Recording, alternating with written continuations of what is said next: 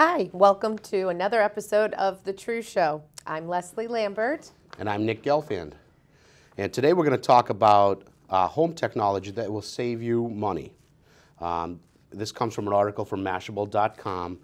And the first thing, number one is thermostats. Now, I at one point thought programmable thermostats were the thing, and that's how you save money.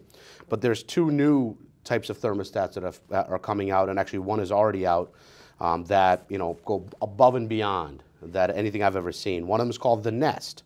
The Nest is actually a very high-tech looking, very sleek looking thermostat. Kind of operates almost like an iPod does, and it actually learns your habits and stores data that will automatically adjust the temperature for you. And you had a chance to sort of try one out, didn't you? I actually saw one at a very modest home in Westfield, Mass.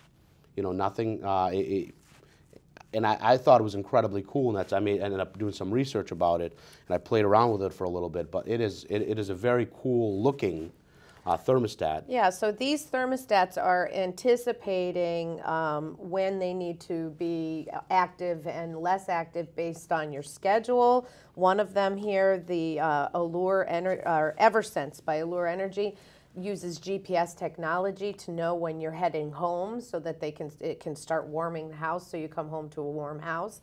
I mean, it's just as crazy Exactly. how intuitive they are. Programmable thermostats, in the past, you would set a time. Let's say, at 9 o'clock you're going to be going already to work, so now it doesn't, you could lower the temperature of the home. But you're not necessarily keeping to that schedule all the time, and that's what I think where these have come kind of above and beyond. They have apps that can coordinate, so you can use your smartphone to coordinate with your thermostat as well. So it's really cool stuff. So the first one's the Nest. Yep, and the second one is Eversense by Allure Energy, but that's not going to be available until towards the end of this year.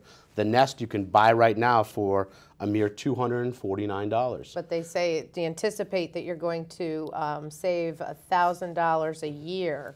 30%, yeah. Or I mean, some people may not even spend $1,000 a year. Right. 30% of your energy bill a year for heating, which is kind of cool. I'm going to look into it, actually. Absolutely. I mean, it's money well spent. And another thing that actually was unveiled at the 2012 Consumer Electronics Show was a line of appliances from LG. They're called smart appliances.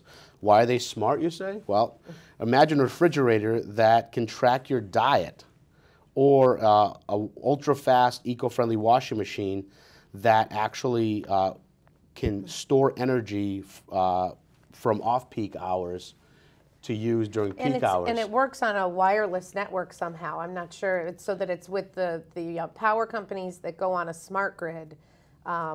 These energy efficient, the washing machine specifically, will communicate with the smart grid to find out when energy is going to be least expensive, and it will wash the clothes then. It has a battery, so it will store up. And then it'll dry them, fold them, and put them away. Exactly. Hopefully, maybe even vacuum. Oh my gosh! I can't wait. And I want the fridge that knows my diet to eat all the crap food, so that it's not even there when I just eat it. Absolutely. I want a fridge that just cooks for me. The other innovations actually have come in power adapters, which is something we technically, we all use, but we don't really think much about them.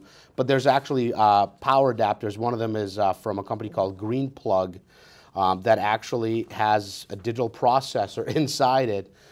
So it actually is a smart plug as well.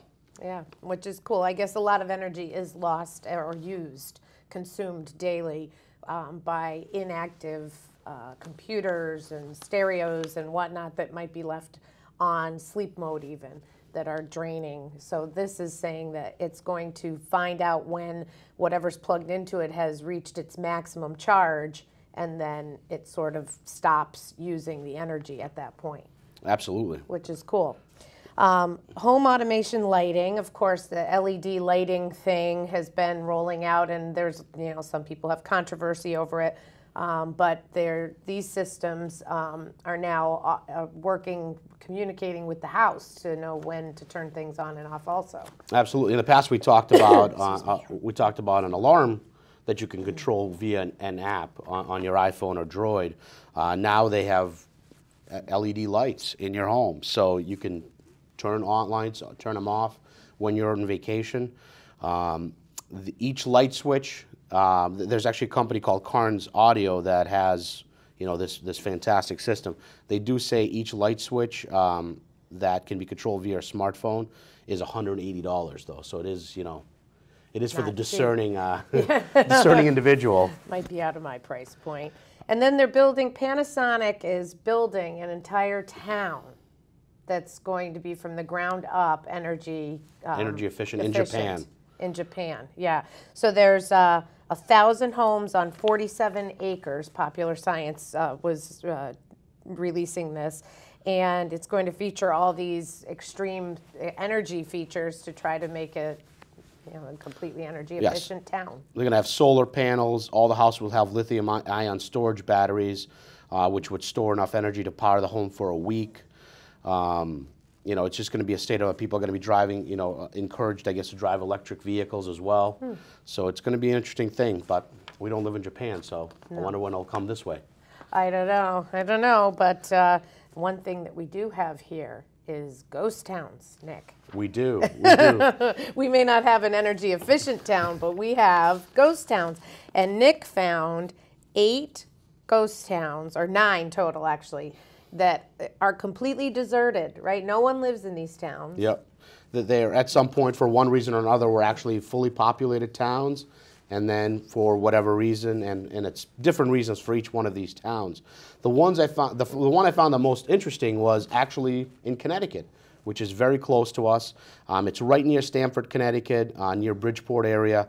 It's called Pleasure Beach, Connecticut, and actually up until the mid-90s, it was actually people, you know, used that as a resort town until a bridge burned down, and this bridge was never rebuilt. So there's a long bridge, a 250-foot wooden bridge that burned down, and it was the only access to this town. So it's like there's a peninsula that connects it, this island, and this bridge was the only access. So when it burned down, they didn't rebuild it. Exactly, and so the town is basically abandoned now. So if you're looking for, well, although they do discourage visitors, if you're looking for a strange place to go visit, take a peek at, it is within driving distance. A 63-acre peninsula on the Long Island Sound. It has an amusement park called Steeplechase Park.